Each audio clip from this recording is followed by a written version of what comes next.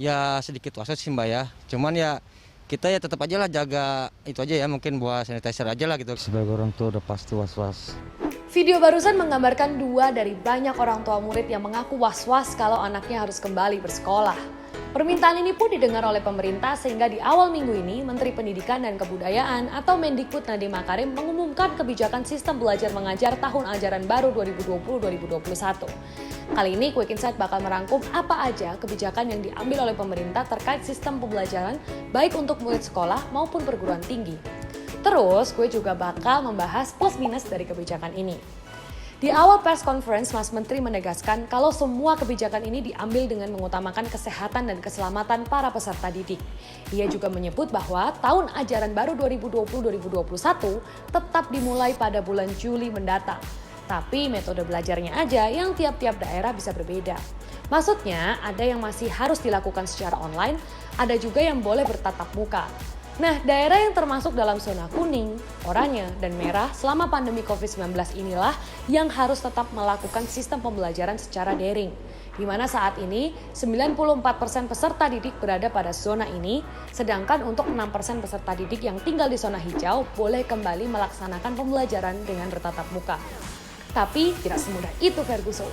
Masih ada beberapa persyaratan yang harus dipenuhi oleh sekolah di daerah zona hijau supaya bisa dibuka pada masa pandemi. Yang pertama, harus mendapat persetujuan dari pemerintah daerah. Terus ada beberapa checklist yang harus juga dipenuhi, seperti adanya fasilitas kebersihan dan kesehatan yang memadai, dan memastikan para siswa mentaati protokol kesehatan yang berlaku. Contohnya memakai masker dan sekolah wajib mengecek suhu tubuh para siswa sebelum masuk. Terus selama 2 bulan pertama, jumlah maksimum siswa yang diizinkan adalah 18 orang per kelas atau 50% dari kapasitas saat normal. Jadi nanti sistemnya shifting. Plus kantin sekolah juga masih ditutup. Jadi kalau bersekolah jangan lupa bawa bekal dari rumah ya adik-adik.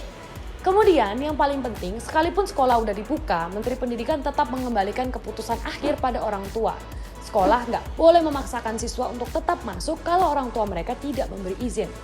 Oke, kalau semua peraturan tadi mengatur cuma 6% dari seluruh siswa di Indonesia, gimana dengan mayoritas siswa lainnya yang harus belajar jarak jauh?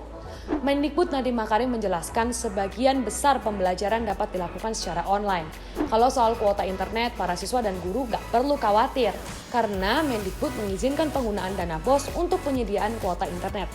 Bagi para peserta didik yang di daerahnya sulit mengakses internet, seperti yang kita tahu, Mendikbud juga menyediakan pembelajaran melalui Radio Republik Indonesia atau RRI dan Televisi Republik Indonesia atau TVRI. Pertanyaannya, efektifkah pembelajaran yang dilakukan secara daring? Well, jawabannya bisa bervariasi. Tapi yang jelas saat ini kita nggak punya pilihan yang lebih baik. Kondisi ini diperparah dengan adanya siswa-siswi yang nggak bisa belajar di sekolah, tapi masih belum memiliki jaringan listrik di daerah tempat tinggalnya. Deputi Bidang Pendidikan dan Agama Kemenko PMK Agus Sartono mengatakan masih ada lebih dari 46.000 satuan pendidikan yang belum dapat aliran listrik dan jaringan internet. Ini tentunya menjadi penghambat bagi para siswa untuk dapat melakukan pembelajaran jarak jauh secara efektif.